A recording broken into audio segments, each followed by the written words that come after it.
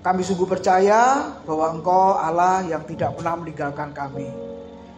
Biarlah kami yang hadir di gereja maupun yang mengikuti ibadah secara online di rumah masing-masing boleh melihat keindahan dari Tuhan Yesus Kristus. Melalui pemberitaan firman-Mu yang sebentar akan diberitakan, kami boleh memandang salib Kristus. Kami boleh melihat cahaya kemuliaan-Mu ya Tuhan. Sehingga kami boleh takjub, kami boleh kagum, kami boleh gentar akan kehadiran-Mu, akan hadirat-Mu. Terima kasih ya Tuhan. Kiranya Engkau mempersiapkan setiap kami. Biarlah firman Tuhan benar-benar menjadi berkat, kekuatan dalam hidup kami. Menjalani hari-hari kami ke depan yang tentunya penuh dengan kesulitan, penuh dengan pergumulan. Firman-Mu boleh terus menolong kami ya Tuhan. Kau pakai hamba-Mu menjadi saluran berkat pada malam ini. Dalam nama Tuhan Yesus kami sambut firman Tuhan. Amin. Silakan duduk Bapak Ibu Saudara. Shalom. Ya, selamat malam baik yang di gereja maupun yang di rumah. Nah, renungan firman Tuhan pada malam hari ini Bapak Ibu Saudara terambil di dalam Injil Yohanes pasal yang ke-20 ayat 24 sampai dengan ayat yang ke-29. Sudah ada di slide. Yohanes pasal 20 ayat 24 sampai ayat yang ke-29. Yang berbunyi demikian. Tetapi Thomas, seorang dari ke-12 murid itu yang disebut Didimus, tidak ada bersama-sama mereka ketika Yesus datang ke situ. Sama-sama ayat 25, 23. Maka kata murid-murid yang lain itu kepadanya, kami telah melihat Tuhan. Tetapi Thomas berkata kepada mereka, sebelum aku melihat bekas paku pada tangannya dan sebelum aku mencucukkan jariku ke dalam bekas paku itu dan mencucukkan tanganku ke dalam lambungnya, sekali-kali aku tidak akan percaya. 8 hari kemudian, murid-murid Yesus berada kembali dalam rumah itu dan Thomas bersama-sama dengan mereka.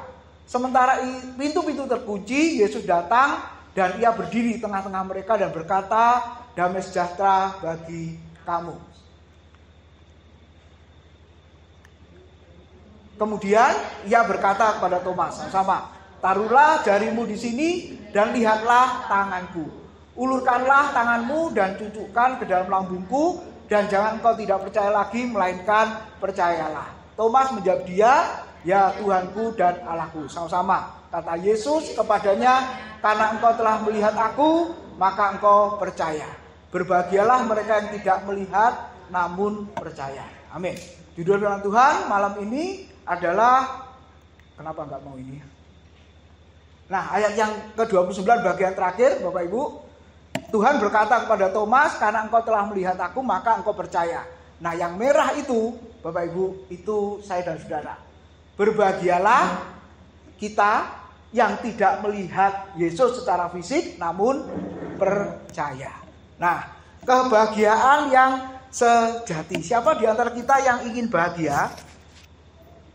Dan apakah yang ada di antara Bapak Ibu Saudara sudah merasakan yang namanya kebahagiaan itu? Saudara, siapa di antara kita yang bahagia? Enggak ada. Pulang dari gathering kemarin enggak bahagia?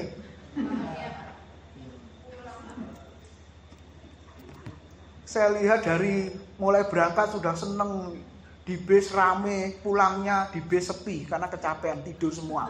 Saudara. Tapi paling tidak, walaupun singkat 2 hari 1 malam, saya percaya, saya melihat saudara berbahagia, saudara bersukacita. Walaupun kaki saya sama istri kemeng semua, gara-gara olahraga 1 jam, ya, enggak biasa olahraga, saudara. Pak Har sama Bu Putu kemeng enggak? Oh enggak, ya berarti biasa olahraga.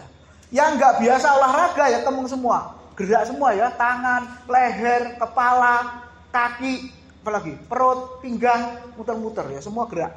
Nah, Bapak Ibu Saudara, orang mengatakan ya, kebahagiaan itu ya apa ya, Saudara? Ini kata yang dipakai itu sebenarnya bless, diberkatilah. Nah, jadi kalau Bapak Ibu melihat Alkitab, kata berbahagia itu sebenarnya diberkati, Saudara. Gitu ya, diberkati.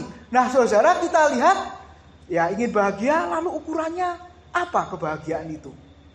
Nah, saudara, kalau dunia memandang kebahagiaan ya ini ya ukurannya. Apa ini, saudara? Orang yang punya kerjaan. Walaupun orang yang punya kerjaan pasti lebih lebih tenang dibanding orang yang nggak punya kerjaan, betul, saudara? Ya, yang punya kerjaan pasti lebih senang, lebih bersukacita dibanding yang nggak punya kerjaan.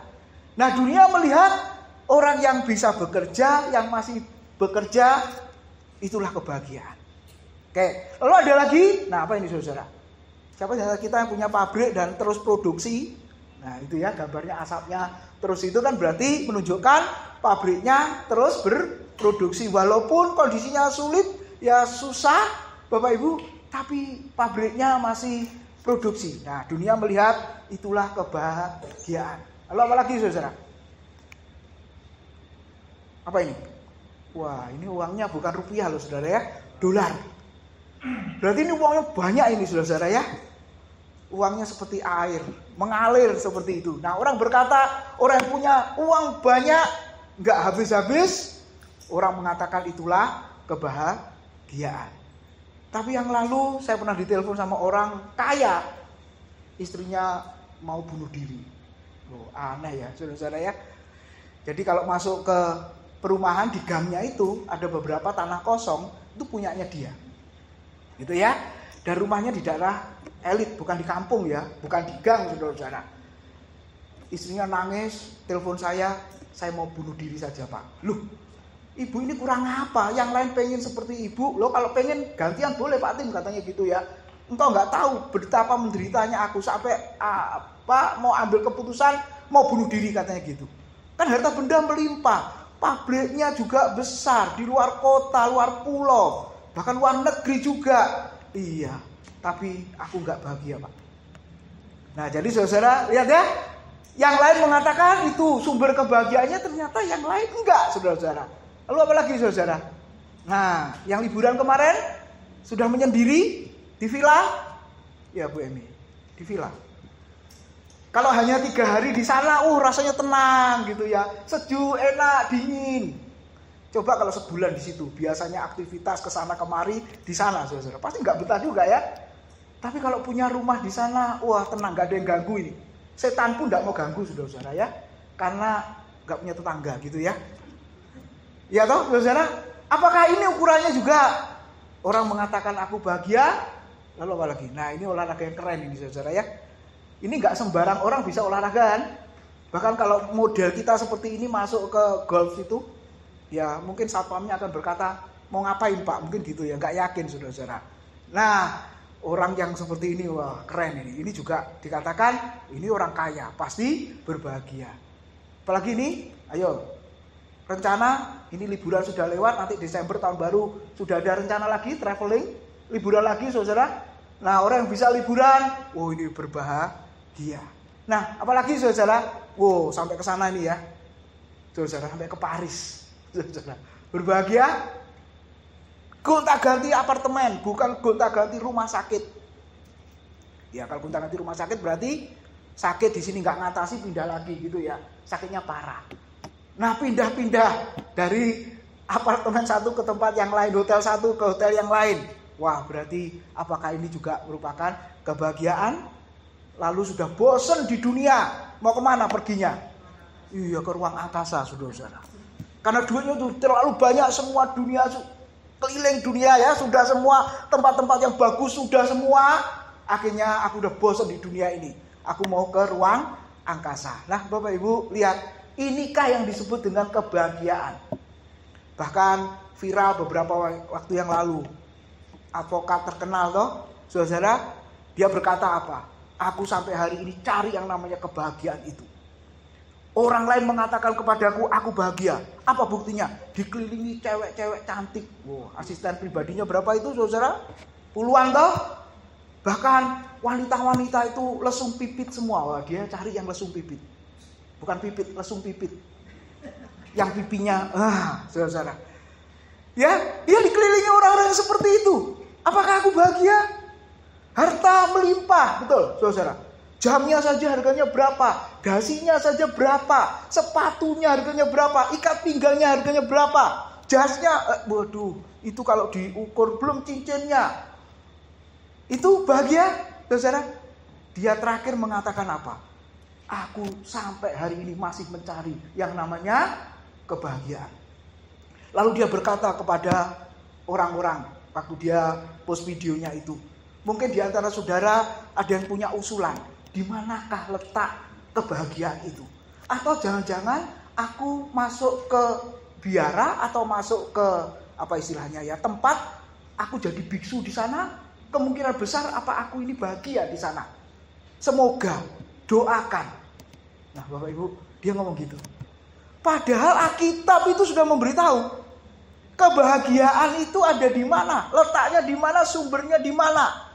Kalau saya dan saudara ingin bahagia, nah malam hari ini kita akan merenungkan bersama-sama. Ternyata semua itu tadi Bapak Ibu tidak menjamin ukuran seseorang itu bisa bahagia. Nah yang pertama kalau saudara lihat di situ ya, nah ini ya saya ingat Tuhan mengatakan kepada dua orang ini berbahagia.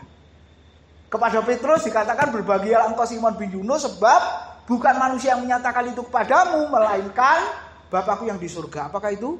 Ketika Petrus menjawab dengan spontan, engkau adalah Mesias, anak Allah yang hidup. Lalu Tuhan Yesus menjawab apa? Berbahagialah engkau Simon bin Yunus. Diberkatilah engkau Simon bin Yunus sebab bukan manusia itu yang menyatakan kepadamu tetapi Bapakku yang di surga. Bapak Ibu, ini kebahagiaan. Ketika orang Kristen seperti Petrus memiliki pengakuan dan pengertian Yesus adalah anak Allah, ya, itu adalah satu kebahagiaan, itu adalah satu berkat. Amin, saudara. Jadi tidak diukur dengan yang ada di dunia itu tadi. Lalu yang kedua kepada Thomas, berbahagialah, gitu ya, karena Thomas sudah melihat berbahagia. Tapi saya dan saudara, orang Kristen masa sekarang yang tidak melihat Yesus secara fisik, tapi percaya, saya dan saudara termasuk orang yang berbahagia. Amin, saudara. Nah, lalu kita lihat lagi, saudara. Nah, Thomas ini siapa sih? Tadi disebut Didimus ya. Memang terjemahan hurufiahnya artinya kembar. Apakah punya saudara kembar? Enggak disebutkan di Alkitab. Ya, tapi ini lebih mengarah kepada pemikirannya, Bapak Ibu. Ya. Coba saudara lihat di dalam Yohanes 11 ayat 8 dan 16. Ini juga sama-sama militannya seperti Petrus, saudara. Ya, dia mengatakan apa? Ketika orang Yahudi mau membunuh Yesus, ya, Thomas itu berkata apa, saudara? Kita akan pergi ke Yerusalem. Karena apa? Aku juga siap mati bersama dengan Yesus. Dia mengatakan apa? Marilah kita pergi untuk mati bersama-sama dengan Tuhan Yesus. Ini luar biasa kan? Murid yang lain itu gak ada yang ngomong begitu, saudara. Tapi Thomas memulai. Terus yang kedua. Nah, sudah lihat itu ya. Belum mengerti. Sudah bersama-sama ikut Yesus. Melayani bersama Yesus. Bahkan Yohanes 14 ini kan pasal apa ya? Saat-saat terakhir Yesus mau ditangkap sebenarnya. Jadi sudah 3,5 tahun ya. Hampir 3,5 tahun bersama dengan Yesus. Tapi lihat saudara. Dia belum mengerti bahwa Tuhan Yesus adalah jalan menuju Bapa. Dia bertanya, Tuhan, kami tidak tahu kemana engkau pergi. Jadi bagaimana kami tahu jalan ke situ? Lalu Tuhan Yesus menjawab apa? Akulah jalan dan kebenaran dan hidup. Tidak ada seorang pun yang sampai kepada Bapa kalau tidak melalui aku. Jadi jawaban Tuhan Yesus itu khusus kepada siapa, saudara? Thomas. Nah, ya, ini yang disebut dengan apa? Eksklusivitas. Di dalam setiap agama punya eksklusivitas masing-masing. Ya kan? Jadi ada dua, yang satu inklusivitas. Kalau itu hubungannya dengan sesama, bermasyarakat. Ya Bapak Ibu, kita harus toleransi, itu ya.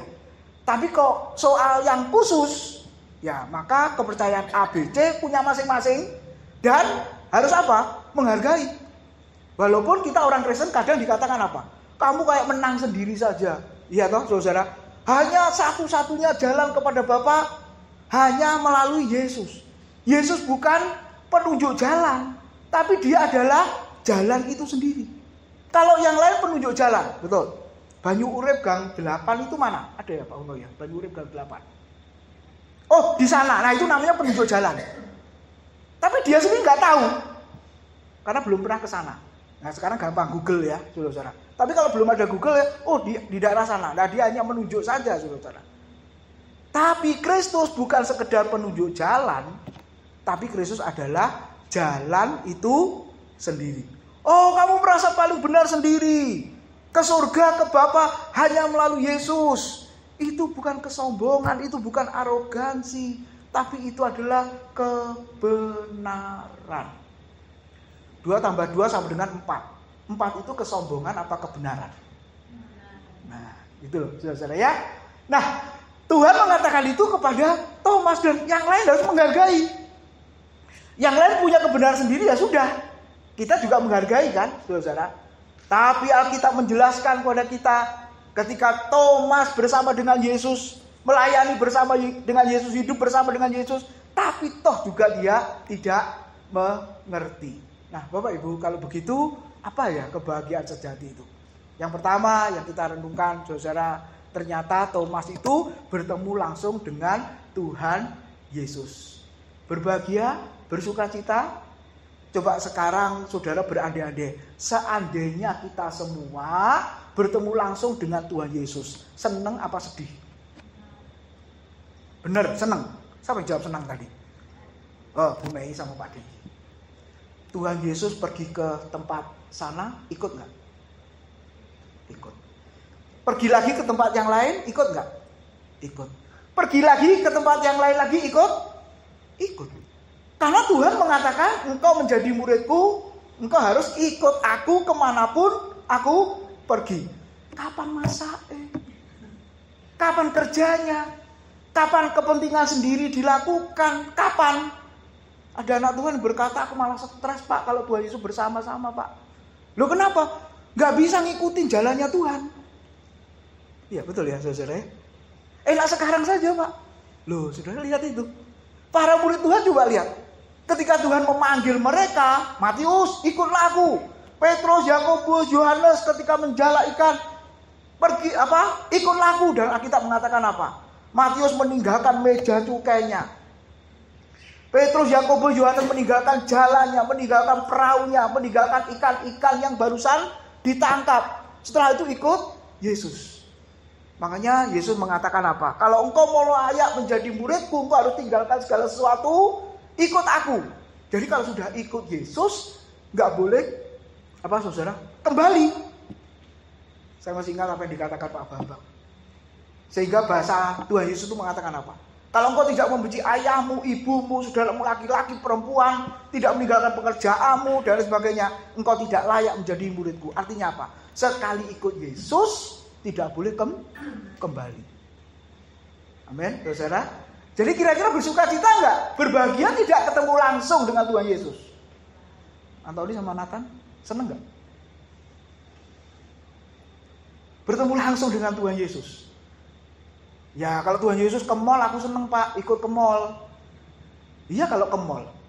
Lah kalau jalan salib, jalan penuh penderitaan. Oh sudah Pak di Pos Arang kemarin jalan salib, pendek itu jalannya. Dan gunung-gunungnya nggak tinggi itu. Aslinya nggak gitu kan, saudara. Tapi paling tidak kita sudah jalan salib ya, ikut Yesus. Walaupun diputerin nggak sampai setengah jam selesai. Ada yang nakalan lagi jalan pintas, nggak ngikuti alurnya, saudara. Nah ketahuan toh. Loh kamu kok sudah nyampe sini? Ini yang keberapa ini? Iya Pak, aku motong jalan Pak. Loh di Alkitab nggak ada motong jalan, saudara. Harus ikut Yesus kemana Yesus pergi. Tapi saudara, Thomas dengan murid-murid yang lain bertemu langsung dengan Yesus. Ayo Toska, kenapa ini? Nah, hidup sejaman dengan Yesus. Nah ini yang luar biasa. Mendapatkan guru yang terbaik. Yesus itu guru yang terbaik. Walaupun ada ahli Taurat, orang Farisi, mereka guru yang baik. Tapi Yesus itu guru yang terbaik. Saya sama Paula setengah semester kemarin kan dievaluasi toh ngajarnya. Ini ngajar belum 1 semester, masih setengah semester, 8 kali pertemuan sudah dievaluasi saudara. Dengar nggak Paula rekamannya? Loh ada di grup kok. dikirim. Oh, itu mengenai nasib kita itu. Oh sorry, bukan agama sih soalnya, yang lain ya. Kalau ini kelas agama ada beberapa kelas, sampai kelas H atau I, saudara. Ini kelasnya Pak Widodo, gini. Ini kelasnya Pak Kim, Pak Kaleb, gini. Oh, saudara, masih 8 kali pertemuan sudah dievaluasi. Ya, puji Tuhan, semuanya mahasiswa mengevaluasi baik-baik saja. Lalu koordinatornya berkata kemarin Selasa ketemu saya, pokoknya Pak Wid aman. Amannya di mana? Pokoknya kalau kampus tidak komplain berarti aman. Berarti tidak ada mahasiswa yang melaporkan kita ngajarnya jelek dan lain sebagainya. Nah, saudara saya bisa bayangkan. Ya, Yesus itu guru yang terbaik. Cara mengajarnya baik, strateginya baik. Istilah sekarang RPS-nya ya, rancangan perkuliahan semester. Saudara, itu sesuai. Pertemuan pertama membahas apa, tujuannya apa. Coba lihat saudara. Ideal loh guru yang seperti itu, dosen yang seperti itu, saudara. Pasti muridnya senang. Yesus guru yang terbaik. Para murid mendapat guru yang terbaik dan yang terpenting ini dididik langsung oleh Yesus. Saudara ke dokter spesialis. Ya, waktu itu dokter spesialisnya berhalangan lalu diganti asistennya. Perasaannya gimana? Saya masih ingat, ya, istri mengandung Gracia waktu itu. Ya, saudara. Saya kan pengen anak laki loh. Waktu itu dokter seniornya nggak masuk, diganti asistennya. Saya tanya, dok, anakku apa? Laki. Padahal awal-awal diomong perempuan, saudara. Seneng nggak hati saya? Seneng, hore. Yang kedua laki. Lalu setelah mau melahirkan, ya saudara, ketemu lagi dokternya yang senior. Saya tanya lagi, dok, anakku itu sebenarnya laki apa perempuan? Dulu dokter ngomong perempuan, asisten kemarin ngomong laki-laki. Oh ya, ngomong gitu? Iya, dicek. Oh, kayaknya perempuan. Aduh, saudara. Pengennya laki, ngomongnya perempuan. Saya percaya yang mana? Yang senior apa yang asistennya? Iya, yang senior yang saya percaya. Ternyata waktu lahir, tak tinggal, saya lihat bener laki apa perempuan, saudara. Gracia, perempuan, saudara.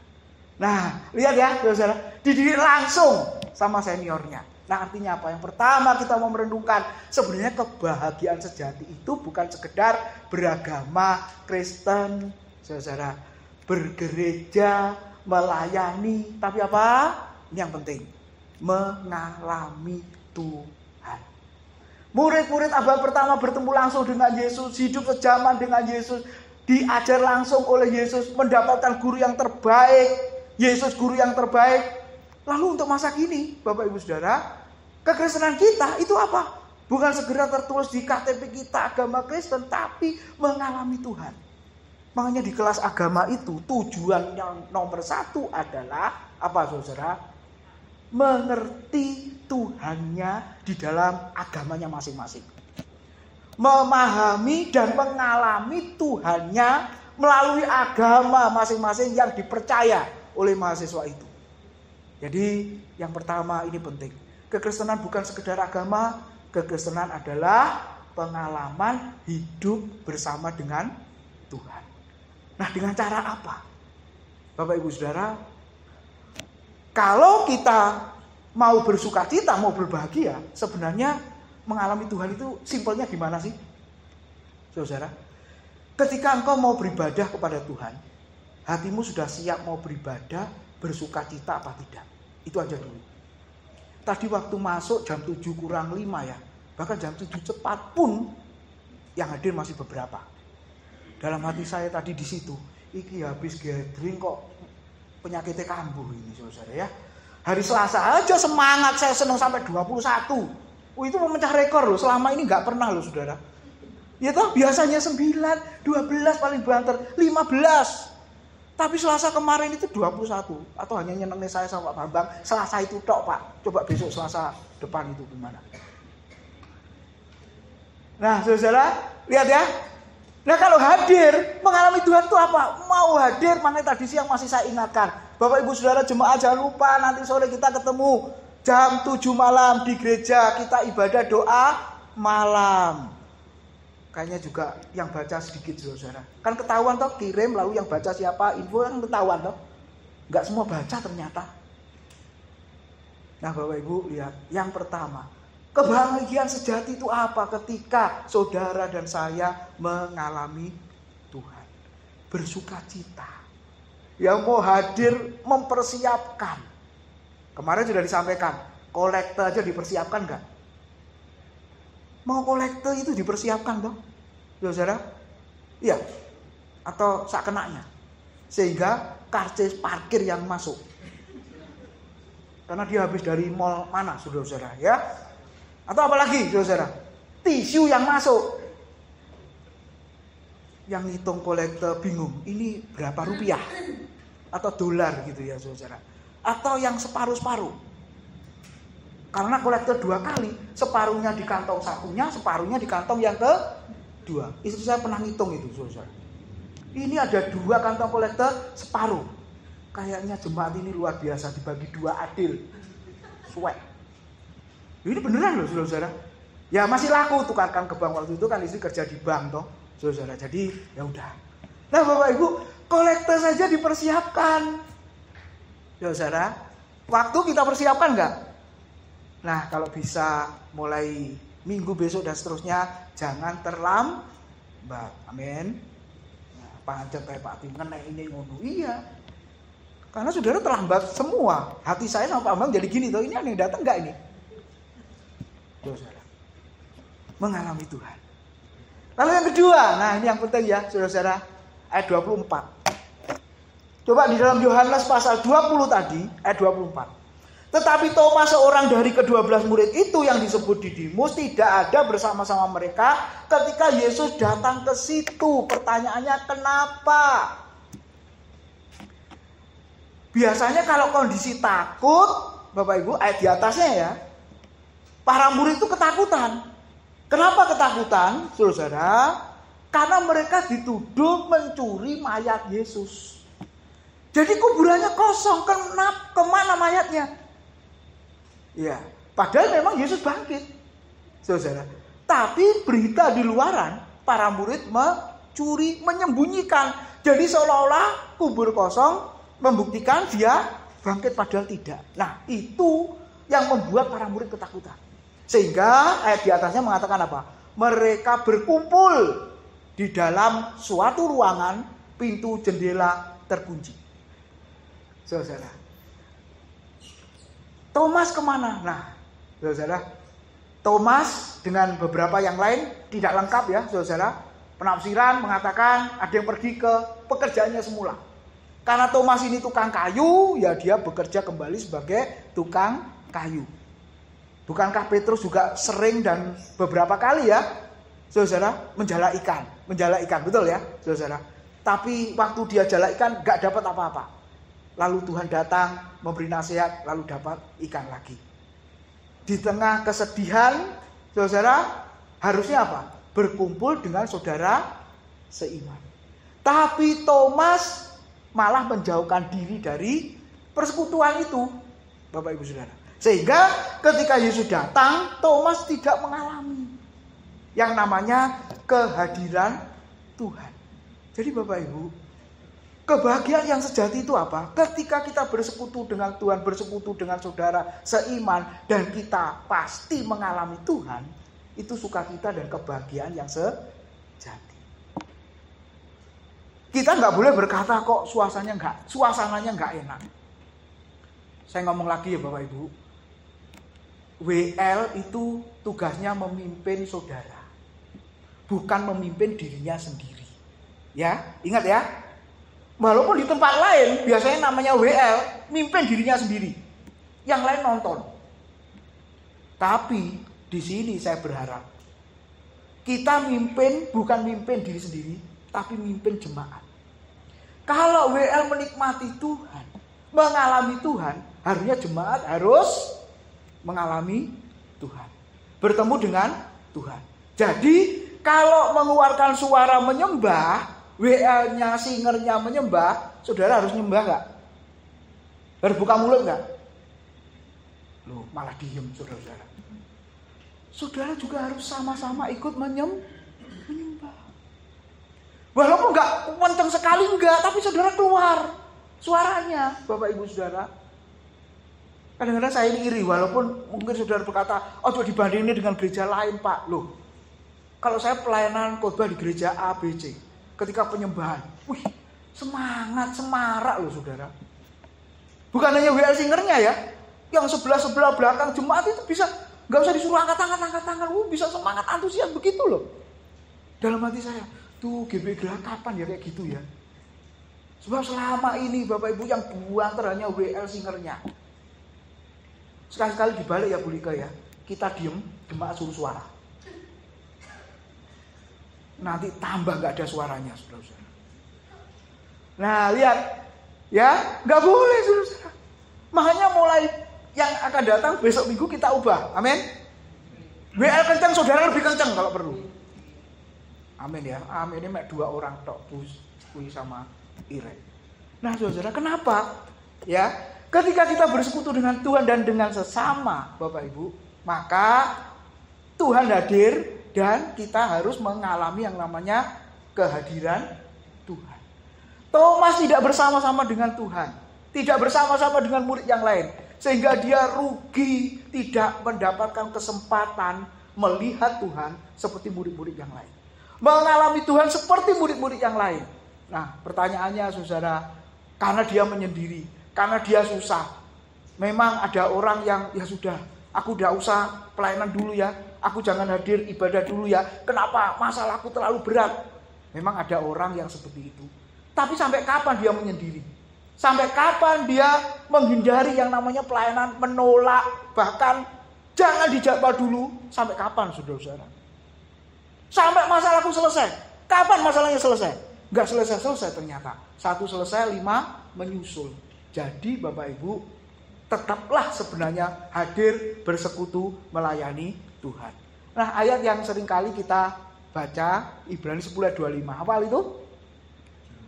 Janganlah menjauhkan diri dari pertemuan-pertemuan ibadah kita seperti yang dibiasakan oleh beberapa orang. Tapi marilah kita hadir. Ayo kita baca aja saudara-saudara. Lengkapnya ya, sama-sama. Ibrani pasal 10 ayat 25.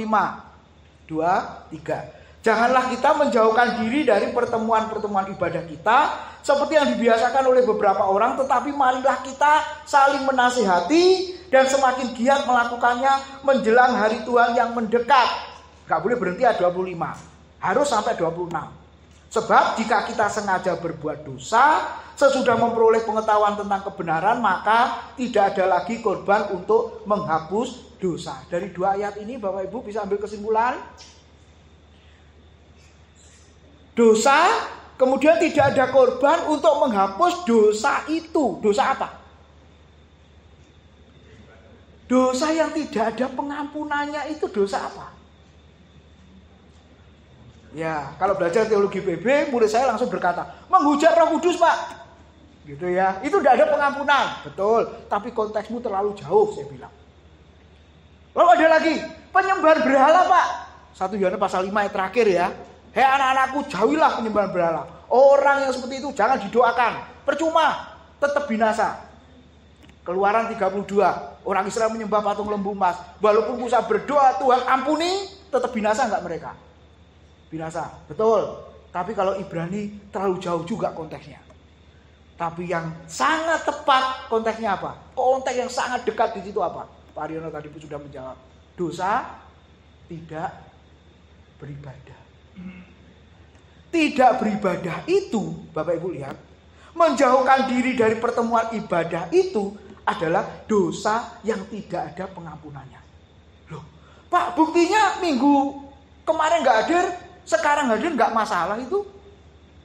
Doa malam hari ini hadir, besok nggak hadir, atau sekarang nggak hadir, yang akan datang nanti hadir, nggak masalah itu. Iya, karena saudara hidup zaman anugerah. Surat Ibrani ini ditulis, saudara, untuk melihat kehidupan orang Israel di masa perjanjian lama. Ayo, hukum keempat, anaknya Tony, sekolah minggu, ada nyanyinya toh? Apa hukum keempat? Aduh, nggak didengar saya. Ya wes, saudara yang dengar. Hukum keempat apa?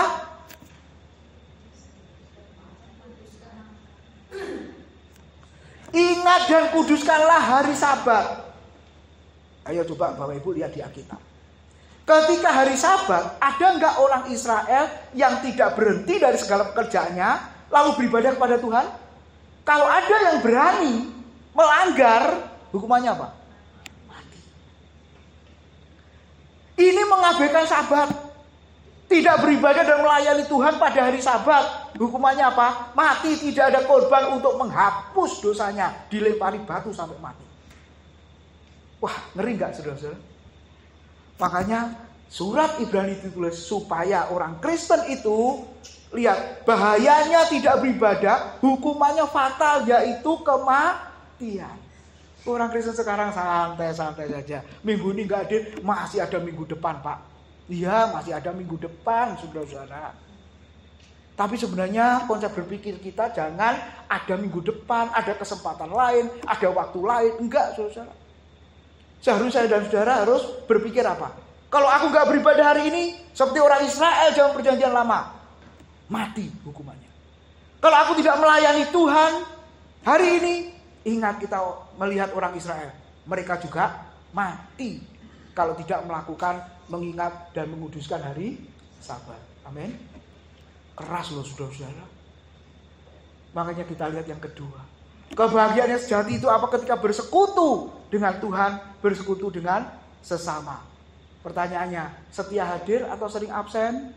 Nah, Bapak Ibu yang tahu ya, masing-masing ya, saudara-saudara. Lalu yang ketiga, yang terakhir, nah ini yang penting ya. Kebahagiaan sejati itu apa? Ketika Thomas jujur dalam imannya. Ada dua hal ya. Yang pertama, respect.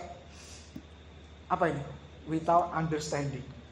Respect, kepercayaan atau iman, tapi nggak mau ngerti. Ya terserah lah, kan kamu beda dengan saya. Gitu ya, saudara. Ada orang model gitu? Ada kan, banyak. Ya, betul ya? Yesus satunya punya jalan dan juru selamat. Ya sudahlah, itu kan menurutmu. Ya udah, kamu yakini aja. Kayak gitu, saudara. Tapi ada yang kedua, respect with understanding. Nah, puji Tuhan ini murid saya beberapa yang nomor 2, Bapak Ibu. Kemarin saya ditanya, waktu bicara tentang apa saudara? Simbol-simbol. Ternyata di semua agama itu ada simbol-simbol, ada maknanya masing-masing. Ketika Kristen presentasi saudara, selesai ditanya seperti itu. Pak, saya mau tanya, kenapa orang Kristen itu kalau mati tidak dikubur seperti Yesus? Wah, ini dia sudah mulai respect dengan pengajaran Kristen, pengen ngerti, pengen tahu. Jawabannya gimana saudara? Kuburannya zaman Yesus gimana? Sama seperti Lazarus, masih ingat? 4 hari mati dikubur. Kuburannya gimana? Ya, gua-gua kan? Betul ya? Gua-gua tuh saudara-saudara. Nah, kenapa orang Kristen masa kini kalau mati tidak dikubur seperti zaman Yesus? Lalu ada murid saya, mahasiswa yang dari Toraja. Ah, kamu dari Toraja. Cerita bagaimana pemakaman orang di tempatmu pakai batu-batu. Ya salah. Nah kalau di Jawa ditanamkan, dimakamkan. Lalu ada yang Hindu. Kamu di Bali gimana? Hindu Bali. Kremasi. Ya toh, ngaben, pembakaran mayat. Nah, jadi itu berdasarkan apa? Tradisi budaya setempat. Bapak Abraham, Sarah mati dikubur di Goa Makpela. Goa-goa di sepanjang Alkitab. Nah jadi sekarang nggak masalah. Mau ditanam, mau dikremasi, mau dikasih batu seperti di Toraja nggak apa-apa. Saya tanya lagi Pak, kenapa orang Kristen kalau mati nggak seperti Yesus dikafani saja? Kok pakai peti mati? Mana dasar ayatnya? Berarti kami yang non-Kristen ini lebih alkitabiah niru Yesus toh matinya. Waduh saudara, respect with understanding. Saya jawab, di Alkitab ada orang mati di peti. Ayo Karen, siapa yang mati di peti? Ayo, bacaannya sudah sampai kitab apa ini kita? Diulang-ulang itu. Ini benar-benar saudara baca atau hanya lapor saja, nulis tapi gak mocok.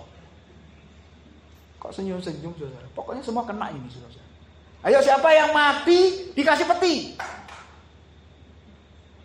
Harus jawab. Kalau enggak pulang. Bener enggak pulang.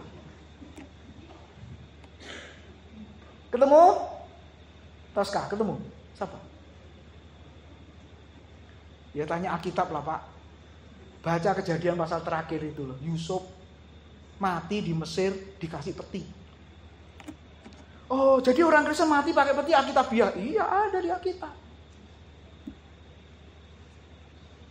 Saudara, firman Tuhan minggu kemarin. Ada orang yang bertanya, kita harus menjawab dengan hormat, sabar, sopan, lemah, lembut, masuk akal. Karena di luar banyak orang akan bertanya seputar iman kita. Nah Bapak Ibu, jujur dalam iman. Ada yang salah satu lagi berkata, walaupun ngakunya aku sudah beragama A, tapi waktu bahas tentang Tuhan atau apa ya, dia berkata, Pak, aku jujur nih Pak, aku sebenarnya gak percaya Tuhan itu bisa dikenal. Ngeri ya saudara ya, ngakunya Kristen, tapi aku itu gak percaya kalau Tuhan itu bisa dikenal. Bahkan ada lagi yang menjawab, aku sebenarnya gak percaya kalau Tuhan itu ada. Oke, saya berdoa dan saya berharap 16 kali pertemuan kamu akhirnya mengaku Tuhan itu ada. Dan Tuhan itu bisa dikenal. Memang secara umum dengan cara apapun kita tidak bisa menjumpai mengenal Tuhan. Alasanmu apa? Sampai engkau mengatakan Tuhan gak bisa dikenal. Tuhan itu kan maha Pak. Lalu saya ini kan orang berdosa. Kuliahnya nunut absen. Gitu ya. Hidupku gak bener Pak. Bagaimana Tuhan yang suci? Lalu aku mau dekati, aku mau kenal dengan kehidupanku yang rusak seperti ini. Masa bisa Pak? Iya, itu non-Kristen saya bilang. Tapi kalau di Kristen, Allah yang suci itu bukan menjauh dari orang berdosa. Saya bilang, Allah yang suci itu justru tinggalkan surga yang suci, turun ke dunia, mencari orang berdosa, memeluk orang berdosa, mengampuni orang berdosa. Nah, ini eksklusif. Bahkan ini keunikan dari iman Kristen. Nah, saudara, saya berharap, oke sekarang kamu eksplorasi istilahnya, masih mencari, nanti di akhir kuliah engkau ketemu, engkau dapat hidayah saya bilang, dapat anugerah, saudara. Nah, mereka semua jujur dalam imannya, saudara. Ya, jujur. Kalau belum percaya, belum percaya. Kurang percaya, gitu ya, saudara. Belum percaya Tuhan, belum percaya Tuhan. Tapi karena masih proses. Nah, lihat Thomas, Bapak Ibu Saudara. Dia belum percaya. Wah, ini ya. Kelihatan enggak ini jidatnya? Ayo. Berapa banyak jidat? Garis-garis di jidatmu itu loh. Berapa banyak? Aduh, lu mulus semua, Pak. Enggak pernah mikir berarti Saudara. Ya toh mulus loh. Tapi Thomas ini ada berapa? 1, 2, 3, 4, 5, 6. Ini memang pemikir ini saudara-saudara ya. Lihat ya, sampai kayak begitu saudara-saudara. Dia tadi berkata apa? Teman-temannya mengatakan aku telah melihat Tuhan. Oh enggak. Sebelum aku melihat bekas paku di tangannya dan mencucukkan jariku ke dalamnya, aku enggak akan percaya. Bahkan sebelum melihat lambungnya yang tertusuk dengan tombak dan mencucukkan, bukan jari lagi ya, tanganku ke dalamnya, sekali-kali aku enggak akan percaya. Terus kakinya? Ya saudara, waktu Yesus disalib kakinya itu dipaku apa enggak? Kok tahu saudara dipaku? Ada ayatnya enggak? Kakinya enggak dipaku saudara. Kalau dipaku enggak kuat dia berdiri, enggak kuat kalau dipaku. Hanya diikat. Amin. Kalau dipaku sakit semua, darah menetes, enggak kuat dia berdiri. Memang tujuannya supaya kuat berdiri kok. Dan diikat. Nah jadi ayat ini benar. Thomas hanya berkata tangannya dan lambungnya. Sekali-kali aku gak akan percaya. Ketika Thomas belum percaya, salahkah? Ketika saudara-saudara belum percaya, berdosakah? Makanya tidak ada anak yang diberi nama Thomas. Karena seringkali berkata apa? Jangan diberi nama Thomas. Anaknya Pak Deki 3 itu keren-keren namanya. Nama anak saya biasa sajalah, pakai Alkitab Yoseba. Alkitab. Ada di Alkitab enggak Yoseba? Enggak ada ya? Baca 2 Raja-Raja pasal 11 ayat 4, ada di situ Yoseba. Sudah, ngapainnya gampang gitu ya. Nulisnya juga gampang. Ya, kalau susah nanti nulisnya salah-salah. Nah, Bapak Ibu, kalau belum percaya, salah? Enggak. Itu namanya jujur. Seperti mahasiswa saya tadi, belum bisa menerima. Yang Rabu juga gitu ya. Pak Rino dengan. Ada juga yang belum bisa menerima. Enggak apa-apa, saudara. Jujur mereka. Lalu apa lagi, saudara? Thomas minta bukti. Salahkah minta bukti? Tapi yang pacaran enggak boleh minta bukti cinta ya. Itu beda, saudara. Hati-hati yang masih muda. Yang pacaran nggak boleh minta bukti cinta, nggak. Kalau pasanganmu minta bukti cinta, tinggalkan saja. Berarti dia nggak cinta. Tapi Thomas sehubungan dengan imannya, dia minta bukti. Sebelum aku melihat dan mencucukkan tanganku ke dalamnya. Apakah minta bukti tanda tidak beriman? Nah, seringkali kita berkata apa? Kalau minta bukti itu bukan iman namanya. Katanya gitu ya. Ternyata enggak loh saudara-saudara. Nah yang terakhir, ini yang penting.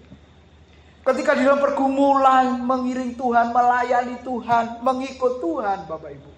Lihat, ketika dia ambil keputusan, apa yang terjadi saudara? Kalau dia sudah percaya, tidak setengah-setengah. Kalau dia sudah percaya, tidak tergoyahkan. Memang lama untuk percaya. Lama untuk ambil keputusan, percaya Yesus. Tapi ketika dia percaya, dia tidak tergoyahkan. Seringkali orang mudah percaya, cepat percaya, cepat juga meninggalkan Tuhan. Mudah juga meninggalkan Tuhan. Menghadapi pergumulan, mana yang dikatakan janji Tuhan itu. Akhirnya meninggalkan Tuhan. Saudara. Kita termasuk orang Kristen yang mana? Orang Kristen model Thomas, saudara, perlu pemikiran, perenungan, pergumulan untuk ambil keputusan? Atau pokoknya aku ngerti gak ngerti, pokoknya percaya saja Pak? Oh enggak. Kalau kita hanya percaya saja bisa dibohongin saudara-saudara. Tapi ketika kita merenungkan, menggumulkan, dan akhirnya kita ambil keputusan untuk percaya, itulah iman yang sejati, iman yang benar. Jadi saudara-saudara, apakah kebahagiaan yang sejati itu? Ketika saya dan saudara berusaha bertemu Tuhan melalui, ini penting ya, tidak secara langsung, tapi di dalam ibadah, firman, doa, pelayanan. Materi Pak Bambang bagus, hearing God, mendengar suara Tuhan. Kalau saudara ikut sekolah minggu, kelas Pak Bambang, mendengar itu, hari Rabu juga materinya, mendengar suara Tuhan itu bagaimana? Memang tidak audible dari speaker, kalau keluar tiba-tiba mungkin sudah lari. Suara ini sopo itu tadi, betul enggak? Ya saudara. Kenapa di zaman Alkitab Tuhan ngomong audible? Iya kepada Musa, Yesaya, Yeremia, karena Alkitab belum ditulis, saudara-saudara. Kepada Rasul juga Alkitab belum ditulis. Nah sekarang Alkitab kan sudah ditulis. Kalau saudara ingin dengar suara Tuhan yang benar, bacalah Alkitab, pelajari Alkitab, disitulah suara Tuhan. Ketika saudara berdoa, memuji, menyembah, saudara berbicara kepada Tuhan. Tapi ketika firman Tuhan diberitakan, gantian Tuhan yang berbicara kepada saudara. Seringkali kita dengarnya santai-santai aja, nggak serius Bapak Ibu. Padahal Tuhan sedang berbicara kepada kita. Tuhan sedang menegur kita. Tuhan sudah mengoreksi hidup kita. Tuhan sedang memperbaiki hidup kita. Kadang-kadang kita nggak perhatikan di situ. Lalu yang kedua apa? Hidup dalam persekutuan dengan Tuhan dan saudara-saudara seiman. Dan yang ketiga, jujur dalam iman. Mungkin malam hari ini ada yang masih bergumul, ada yang masih meragukan Tuhan itu ada apa tidak, bisa memberi pertolongan apa tidak, dia bisa campur tangan apa tidak. Kalau saudara malam ini jujur di hadapan Tuhan, Bapak Ibu Saudara, itu juga merupakan kebahagiaan. Tetapi yang terpenting bukan sekedar dari kebimbangan dan kebingungan dalam hidup kita, tapi saudara harus terus giat mencari, saudara, yang namanya kebenaran itu. Dan ketika kita mengerti kebenaran itu, kebenaran kata Alkitab memerdekakan kamu. Dari keraguan, kebimbangan, kita dimantapkan oleh firman itu. Amin. Tuhan memberkati. Mari kita berdoa. Kami bersyukur pada malam hari ini firman-Mu sudah diberitakan di dalam suasana kebangkitan Tuhan. Engkau masih terus-menerus bersama-sama dengan para murid, meneguhkan, menguatkan, mengajar, membimbing, memberi sukacita kepada para murid pada saat itu. Demikian juga kami pada saat ini jemaat-Mu ya Tuhan, orang percaya. Kami terus rindu Engkau bersama-sama dengan kami. Engkau terus menyapa kami, menguatkan kami melalui pemberitaan firman-Mu yang terus-menerus kami dengar. Tuhan memberkati jemaat, baik yang di gereja maupun yang mengikuti secara online. Dalam nama Tuhan Yesus, kami sudah berdoa dan mengucap syukur. Amin.